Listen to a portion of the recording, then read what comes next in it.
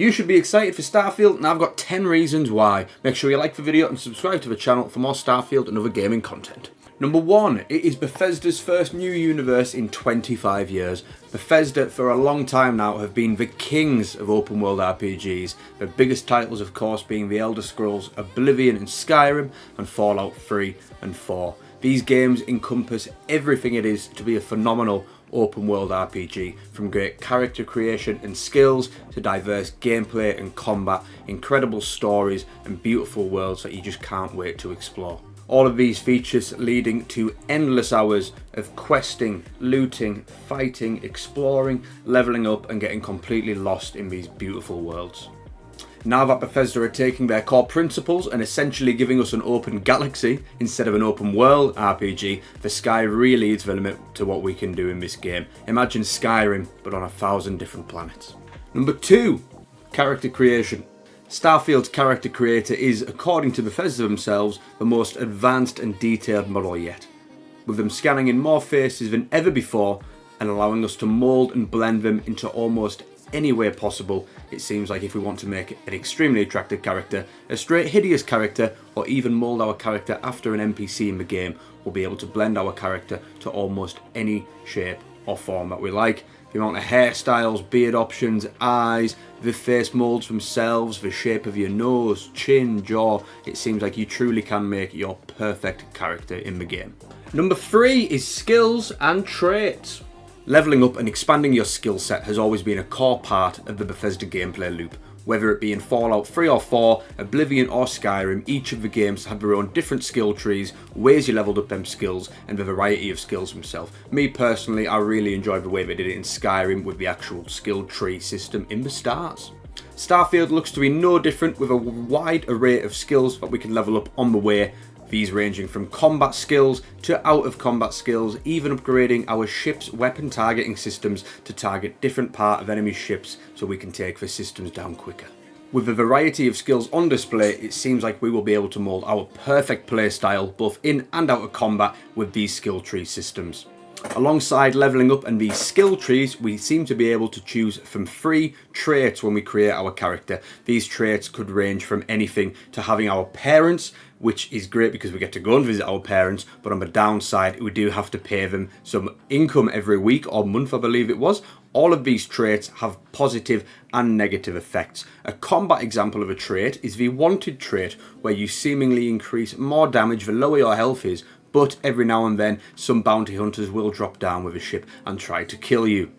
My personal favourite looking trait so far is the hero trait, which makes you incredibly famous around the world, and you do get a constant companion that you can use with you on journeys. You can keep them in your ship or you can put them on a base. However, the negative side, it is the adoring fan from Oblivion, and we all know how he was. I can't believe I get to stand near you, breathing the same air. I've got to have every molecule.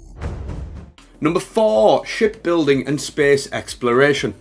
Now for me, so far, one of the more interesting looking parts of Starfield is definitely the shipbuilding and exploration. We're going to be spending a lot of time in our ships by the look of things, so it's great that we can customise them to look and feel exactly how we like. Whether this is customising the interior of our ships, adding kitchens, storage units, sleeping compartments for our crew, or completely overhauling the exterior of our ship, adding different wing designs, engine looks, the complete shape of our ship itself, and we can even add functional upgrades to our ship, such as an increased grav drive, which will allow us to explore further away star systems.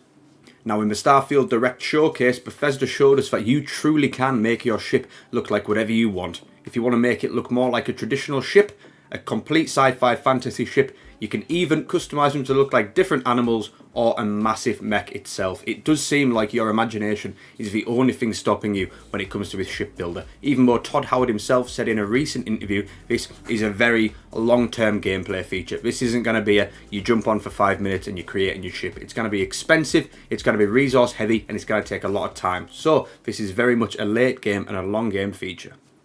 So you've created your perfect ship that you're going to be spending a lot of time in. Now, what can you do when you're in your ship? The first thing and the most important thing is your grav drive and travelling to different planets. You've completed the tutorial and you need to fly to your first planet, for example. What do? You hop in your ship, you use your grav drive to bend the space around you, and it essentially teleports you to the next planet. Apparently there's going to be a lot of in-game lore on how the technology works, especially with the grav drive. It does have a proper name, but I cannot remember what it stands for, but it is called a grav drive in game. Secondly, this is your exploring incredible locations in space. It seems like random encounters in Skyrim or Fallout. While you're in space, you can come across some incredible locations and events, whether this is a huge starfield luring you into buying a new ship, or a huge battleship where you can go and speak to the commander and speak to all the crew. You might even come across a lonely granny in space who just wants you to go and have some dinner with her. It seems like we will be exploring the vast emptiness of space on our way to other planets, and I personally can't wait to find out what mysteries we will unfold. The most exciting part for me though when it comes to space will be the space combat.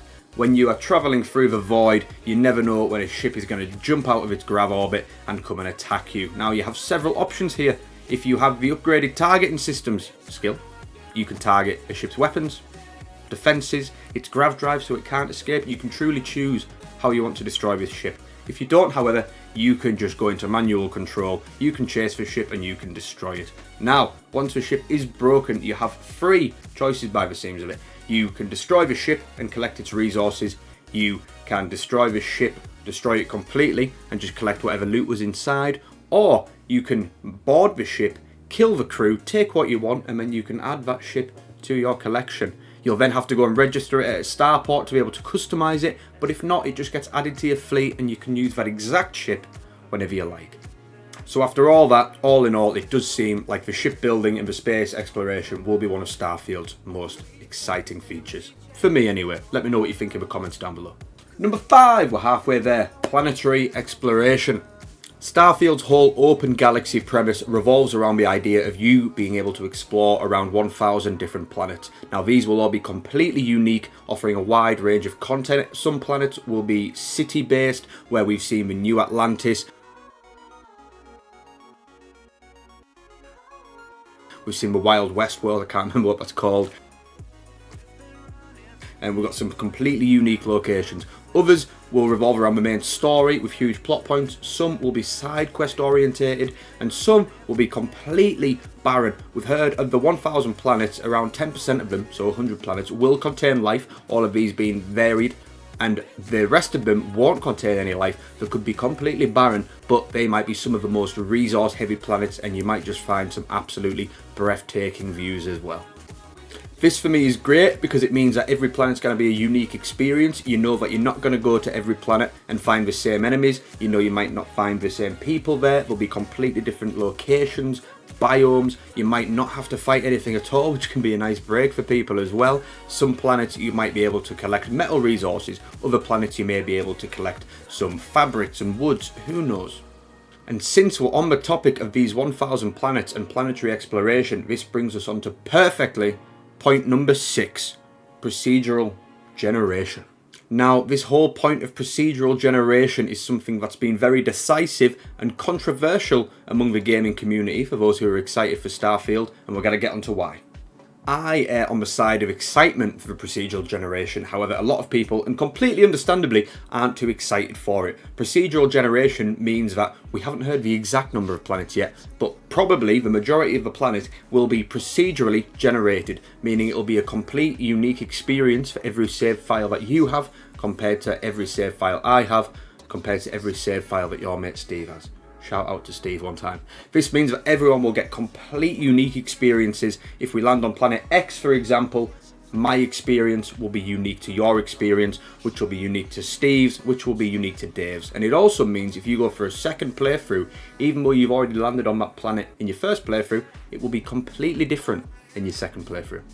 Now, Bethesda have said that they've handcrafted more locations than both Skyrim and Fallout 4 combined, which is absolutely mind-blowing. So there is a lot of them handcrafted locations, whether that be little towns and hamlets on foreign planets, abandoned mines, research laboratories, nests for monsters to live. There's all these unique locations we can explore. and they will be placed strategically on each planet depending on where you land. But the landscape around it and the pathway you take to get there, that is what will be procedurally generated and completely unique for your gameplay. All this being added up, that means it is your game. It quite literally is catered for you. You load into your game, you fly to planet X, Y and Z, and you will have completely unique experiences that nobody else can say they've had. You might go into the same abandoned mine and you might fight the same enemies down there, but it might have taken you 10 minutes to get there, it might have taken me 20 minutes to get there.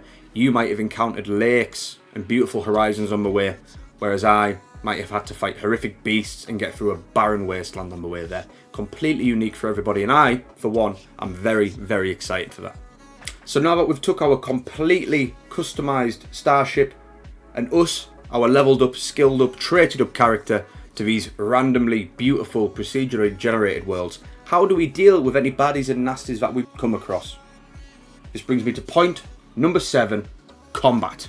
The combat in Starfield looks even more diverse and expansive than the likes of Skyrim and Fallout 4. It seems like we have a wide range of ballistic weapons, these ranging from your pistols, shotguns, rifles, snipers, everything like that, to energy style weapons and even huge weapons that have multi-targeting systems to wreak complete chaos on the battlefield.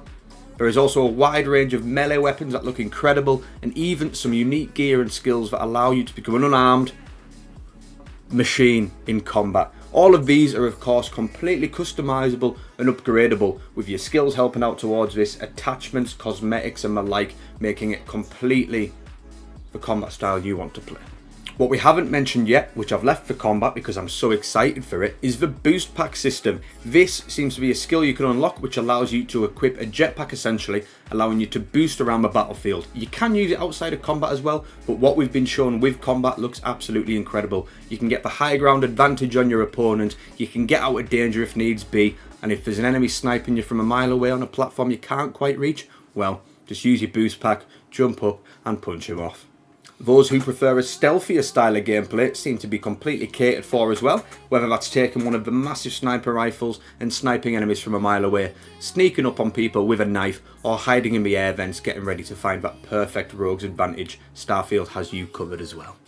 Now with all this fun sounding combat equipment we can use, it seems like there is a great variety of enemies that we can fight, whether it's ranging from different human factions, aliens, monstrous beings and even robots guarding abandoned locations. It seems like we are never going to run out of people, or not people, that we can use this massive variety of weapons and combat skills to deal with appropriately. All in all, the very brief tease of combat we were shown in the trailer and the Starfield Direct Showcase leaves me itching for more combat and ways that we can deal with our hostiles in the game. But what about the non-hostiles? What about the friendlies we encounter on the way? This brings me perfectly on to point number 8, NPCs and interactions. Bethesda games have always been brimming with interesting and enigmatic NPCs with their own behaviours, personalities and stories. Starfield aims to expand on this. Whether it be in the vast expanse of space, in one of the huge star yards, battle cruisers, or on a desolate planet, or one of Starfield's incredibly looking settlements, including the biggest of these, New Atlantis, Bethesda's new universe looks full of life and interesting characters just waiting to meet us. Whether it be as simple as overhearing conversations, watching somebody taking the incredible scenery, making a deal in a random restaurant, or stumble into the most Fallout New Vegas looking bar this side of the universe, it seems like we'll have plenty of people to interact with on our journey throughout the stars. This includes our companions and crew, people we meet on our travels, Constellation members joining us on our quest, which we'll touch on very soon, or even our own robot partner in crime. These characters can join us on our adventures, they can work on our ships, become our crew and journey throughout the stars with us, or they can even make home in one of our outposts, gathering resources for us. Which brings me perfectly onto point number 9. Outposts and base building. So you've flown to a planet, you've parked your ship, you've explored, you've surveyed and you've took in the most breathtaking views and you found a perfect spot. Now what? I'll tell you what, now you build an outpost. Starfield allows you to create outposts on any planet, making them as big or as small as you like in any shape or size. And they have a variety of different utilities, whether it's just somewhere comfortable to take in a beautiful scenery that you found, or if you want to place your crew here to collect and harvest resources for you, or if you just want a home to live while you're not questing throughout the universe. That is what these outposts are designed for. As mentioned earlier, different planets have different resources. Some will be very metal heavy, some you might be able to harvest resources from the animals. You place your crew here, or you can do it yourself, and they can harvest these resources for you. You can turn these into a currency system, a money making machine, and once again you can design it so that you can live in it and take in the incredible scenery while you're making some passive money for the game as well. To me, this seems like a very late game, end game concept. Once you've got done with your main quest, once you're happy with some of the side quests you've completed, you go back to your favourite planet and you set up shop for the rest of the game. Which brings me to our final point, number 10, the story, mysteries and constellation. As much as we've seen of Starfield so far, we have barely been teased with the main story revolving around the Constellation group and the mysteries that we will unfold. Why are Constellation such a mythical group? Where were we found and why are we so important? How do we tie in to this incredible story? What are these artifacts we're searching for and how are we interacting with them? And for me, most excitingly, what is this mysterious gravity bending power we seem to possess? Only time will give us the answers when Starfield officially releases on September the 6th or September the 1st if you do pre-order the deluxe edition of the game. If you have enjoyed and you're looking forward to Starfield, drop a like on the video and subscribe to the channel for more Starfield and other gaming content. Thank you so much for watching, guys. I have been Ezama. Peace. What are you waiting for?